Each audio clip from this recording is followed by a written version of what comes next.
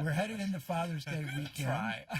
Headed into Father's Day weekend, and so we thought we would talk to the folks at Starfish, who have run a program called Fraternity of Fathers to help young fathers, lower income fathers who may be struggling, to help them be better fathers. And we have now on our line Eric Donald from Starfish and from this Fraternity of Fathers program to talk about it. Eric, thanks for calling in. Absolutely. Thank you, Nolan. Good morning to you. Good morning to you. Well, it is Father's Day, and of course, it's Kelly. It's not a holiday that gets as much attention as Mother's Day, right? No.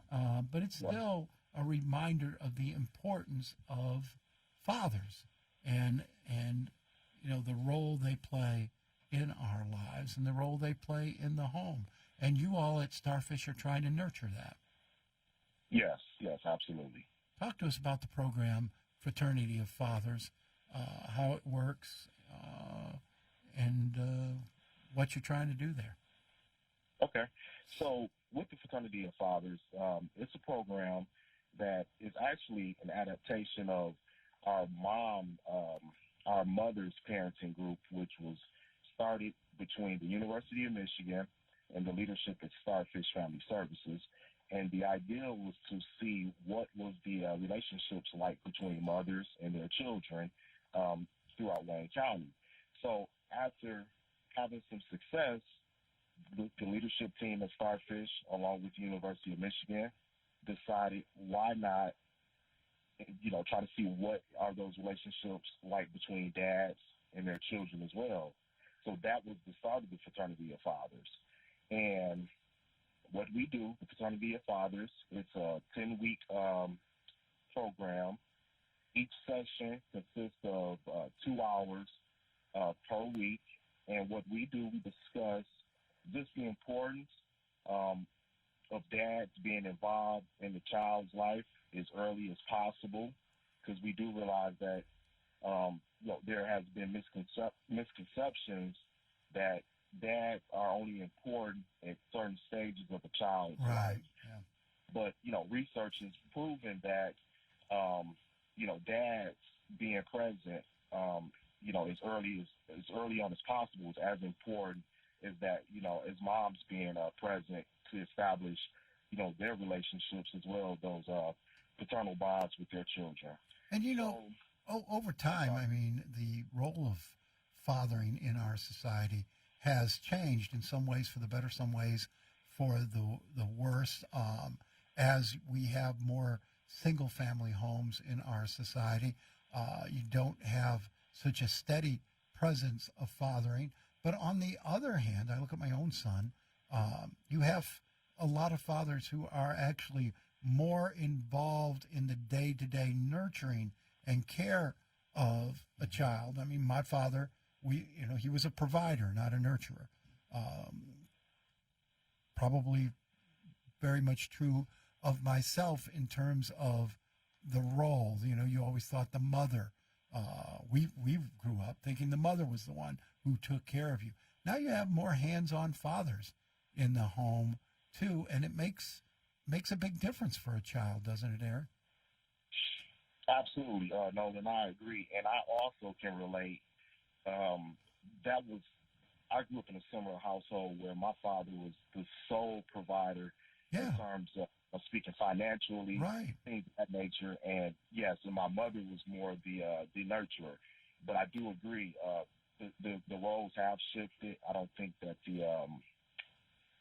with the assignments according to, I guess, to the genders, it's totally different now. Yes. So, and we talked about that in our groups actually, how being a balanced parent consists of being strong, but also being warm and kind at the same time. So the two can, coincide together. So we bring that up in group, and we demonstrate that, to our fathers, through, various activities that we do, within groups. And one of the unfortunate things in our society, Eric, is a lot of young men in all communities I mean, it's become a generational thing where they don't have a strong male figure in their lives, in their growing up lives, in their young adult lives, to see as an example. I agree. And that part there, on a personal note, that's probably one of the things that drive me as a facilitator Mm-hmm. for the Fraternity of Fathers, because I feel as though I was fortunate. Not only did I have my father in my life, but I had uncles, my Yeah. grandfather, and Mm-hmm. then not only that, it was just other men just throughout the community. So Right. I had more than just one example to kind of draw from. Right. But going back to your point, unfortunately, that isn't the case now. So that's part of the reason why, with the Fraternity of Fathers, it's also to celebrate those men who have, stepped up and went Right. into those roles, not only for their own biological children, but for other children, throughout their families and Mm-hmm. within the community as well. Eric, this is Andre. You're doing great work right now, and with the Fraternity of Fathers, and you know, there seems that there was this era of fathers not being involved in their children's lives, and particularly boys. Would you find that there are groups and efforts like yours that are being more intentional into, there's an effort for men to be more involved in and active in their children's lives now more than ever? Thanks, Andre. Honestly, I was a bit surprised because going into this position, I really thought that I wouldn't probably encounter very many dads that were going to be involved as much as they are. But I'm happy to say that the dads that we work with at Starfish, a lot of them are a part of our Head Start and Early Head Start initiative as well. So they're stepping up, and they seem to be more engaged. And I think that could be due in part to the fact that, going back to what Nolan and I was just speaking about, for them growing up being a part of a home where the father was absent, or being in a community where men were far and few, positive role models were far and few, it drives them to want to be better. Men, it drives them to want to be better fathers. It drives them to want to participate more, not only in their children's lives, but just in the lives of the kids that surround them. So, yes, absolutely. I think that there has been a big push by a lot of our young fathers to step up and to be accountable. Yeah, and Eric, in certain segments of our society, it's fallen out of fashion to suggest that boys need a strong male figure in their lives. I mean, this whole idea of toxic masculinity and men sort of under fire for being men. But I think of my own life. My uncle, when I was a kid, everybody else was busy. He's a farmer. He was the only one who had really time for me, and I followed him around like a shadow when I was a little boy, and we worked together on the farm. He was my hero, if you will, and in a different way than the women in my life were. My mother, my aunts, my grandmother, all very important to me, but the things I gleaned from him, spending so much time with him and following him around, the things I gleaned from him were very important in shaping me and giving me my own sense of manhood, of responsibility, of duty, of everything else. It was a different experience. He was a little rougher on me, but not overly so. And I felt like that was important. To not be just simply spoiled all the time. Right, right. Right. And I don't know if I'm expressing it right, but that having that male figure to look up with, and I've had that throughout my life, even into adulthood. I lost this year someone very important to me in John Dingle, who had, I looked up to and spent a lot of time with, and was, very much a father figure for me. My father-in-law was that way, and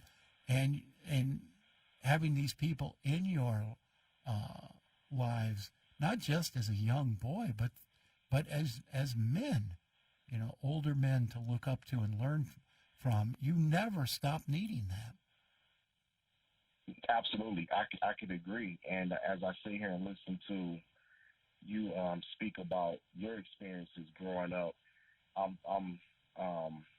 guess I'm being a little reflective toward my experiences and what that looked like for me growing up, and they were similar because my father, outside of being an automotive worker in General Motors, he owned his own. He had his own business, which was a baby taco shop. Mm-hmm. And I come from a family. So I come from a family. I have 6 older brothers. So you can imagine, summers for us were not vacation time. It was time for work. So that goes back to, having a person like my father who started off early on, he started instilling those values, within us to help us. Because one of the things he had a saying, he would say, listen, I may not have $1 million to leave behind, but I'm going to do my best to try to leave a wealth of knowledge behind. So this would be something that you can carry on throughout the rest of, in the remainder of your lives.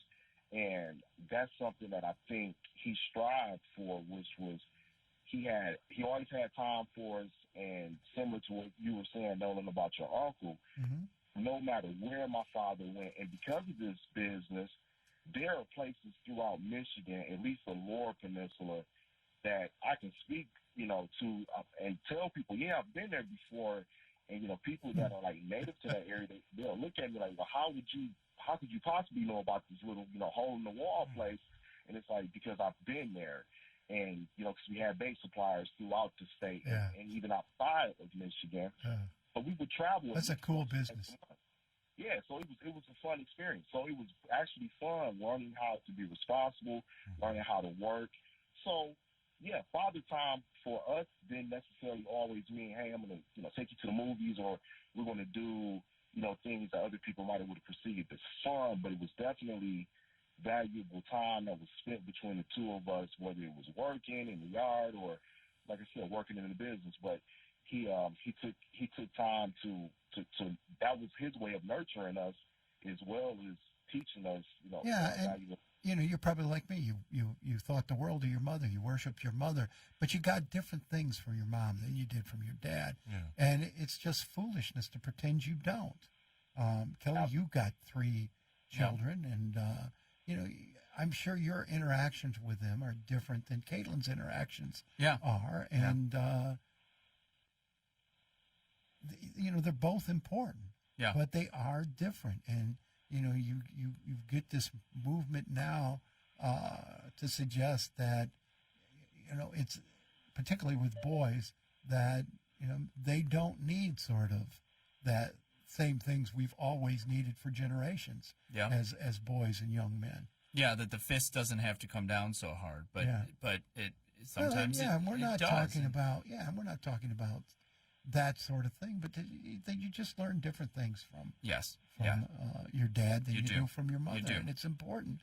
And it's important that they be there in whatever capacity they're able, and that's what you're trying to do at Fraternity of Fathers.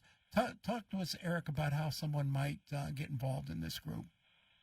Absolutely. So we're open for any male caregiver that resides within Wayne County. You don't necessarily have to be like the biological father. You could be a stepfather. You could be a family member that's like stepping into that role for a child. As long as you're one of the primary caregivers for a child between the ages of 0 and 6, that would make you eligible to be a part of our group. So it's pretty. We have a lot of flexibility in terms of the sorts of dads that are able to join the group. So, but one of the key components is that, you know, they must reside in Wayne County. Yeah. And, you know, you think about, Eric, our culture, too, and how dads are portrayed in the entertainment industry, in the popular culture today. I grew up with TV shows where the dad was a very strong, competent figure. Today's TV shows, they seem to all be bumbling idiots, and I think that makes a what sort of role model is that? Yeah, I mean, but Eric, is there a website people could go to? Yes, absolutely. Our website, it is www.star, S-T-A-R, fish, F-I-S-H, family services, is all connected, .org. Okay, Eric Donald, we appreciate you being on our show this morning. Happy Father's Day to you. Happy Father's Day to you as well. I appreciate it. Thanks, Nolan. Thanks, Andre. It was great speaking with you guys. Thank you. Take us to a break, Andre. I think